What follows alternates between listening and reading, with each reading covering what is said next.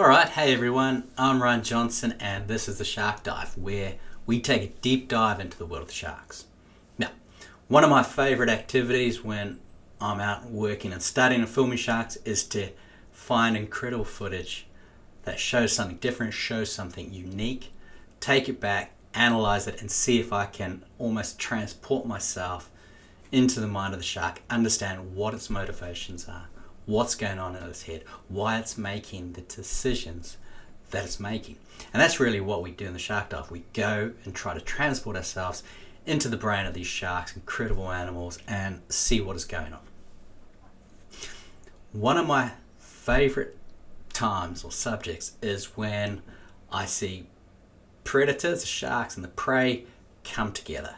Now, often, or I'd say almost usually, there is some attempt for an attack by the shark on a prey species, but other times things do swap around.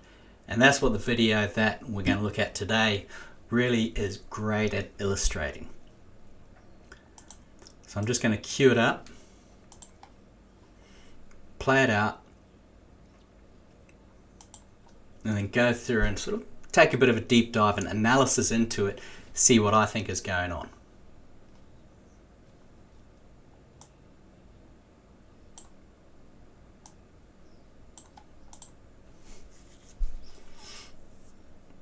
So here are the two Cape Fur seals. That's the great white shark at the bottom.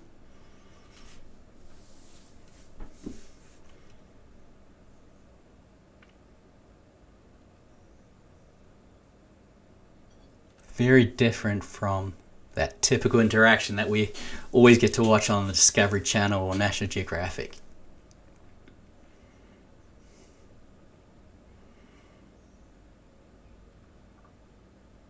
You'll see the bigger of the Cape Fur seals now getting closer to the shark.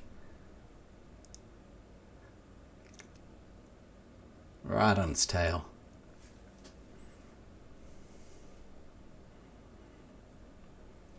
Bit of a breath. Boom.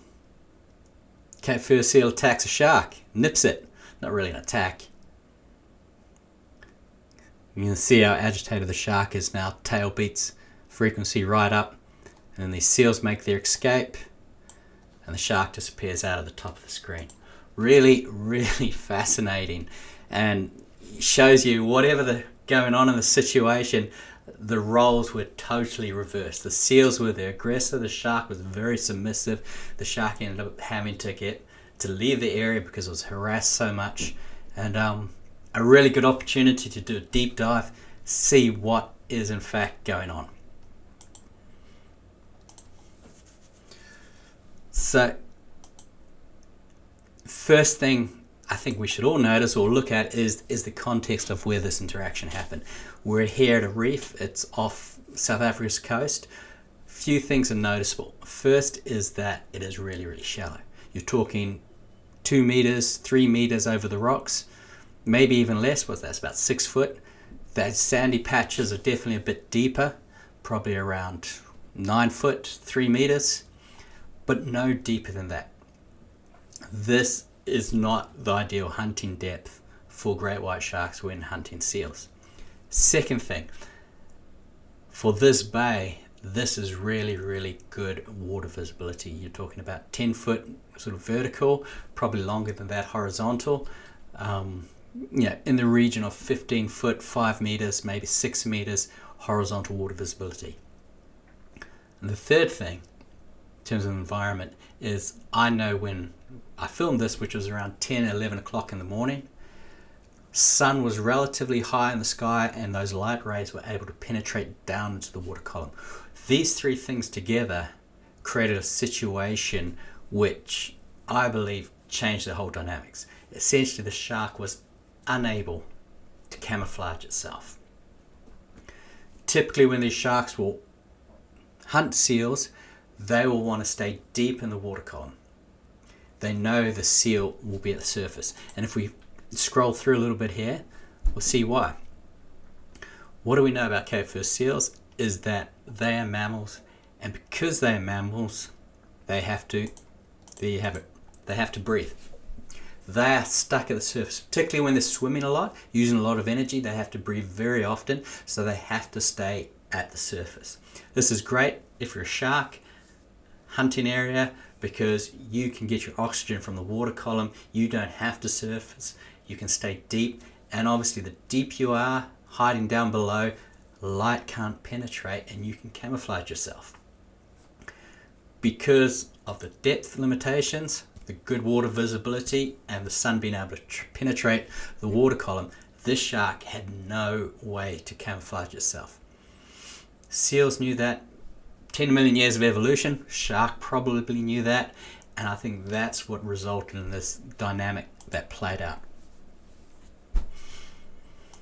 Any motivation that the shark would have to hunt these seals disappears because it knows it will not be successful. But straight away what you notice here is that these seals, regardless of that, still know the shark is dangerous. They orientate themselves time and time again towards that tail end of the shark because they know there's no big bitey teeth there.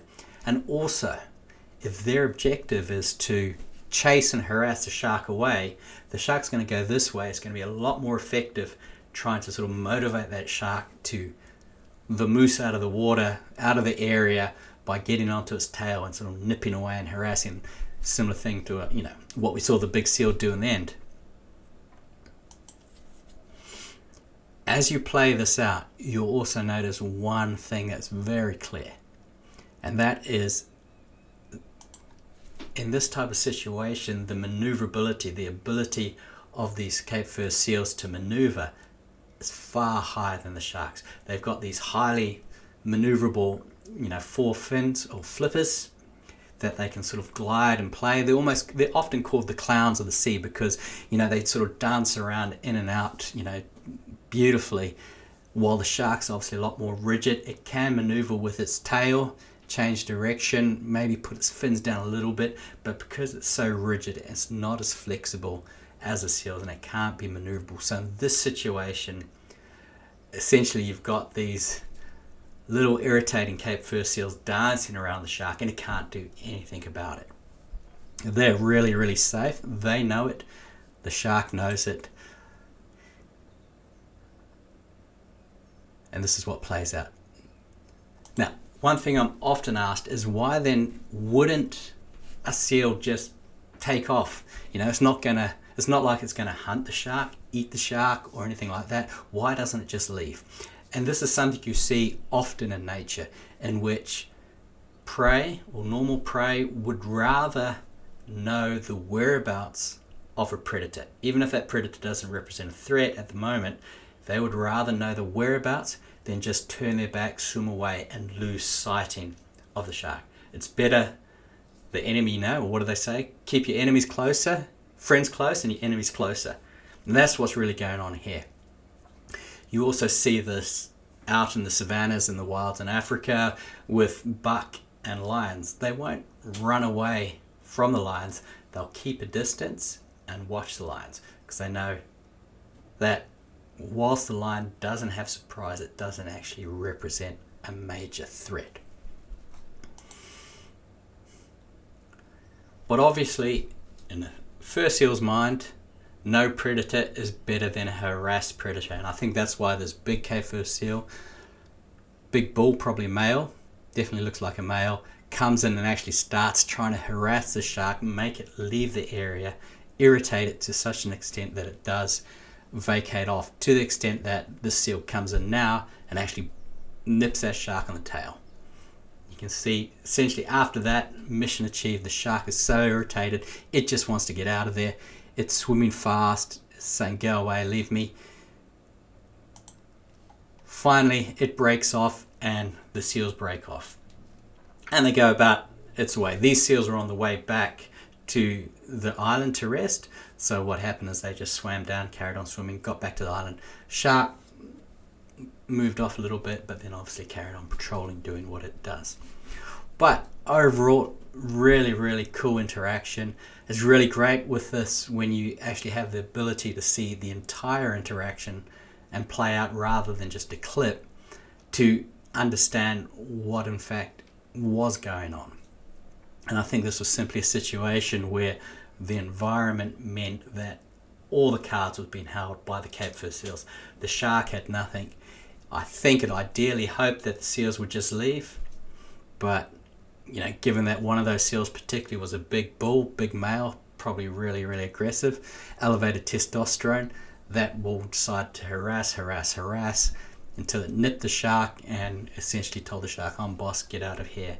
And then once that happened, they were able to pull away, break away, and get back to the island safely. So yeah, obviously this is just my interpretation. You are more than welcome to totally disagree with me. Say I'm full of it. If you do disagree, chuck your comments down there below. Tell me what you think of me. Tell me if I'm a rubbish scientist, or if you've got other insights that you think may be important in this interaction. Really willing, open brain, love to learn, love to listen, love to hear what people say. So jump down there in the comments, tell me what you think, and yeah, if you enjoy this, subscribe to my channel. I've got years worth of this type of footage that I want to get out there and show you guys and sort of talk and discuss about. So jump and subscribe, and hopefully I can make quite a few more of these videos. Thanks, and we'll see you next time.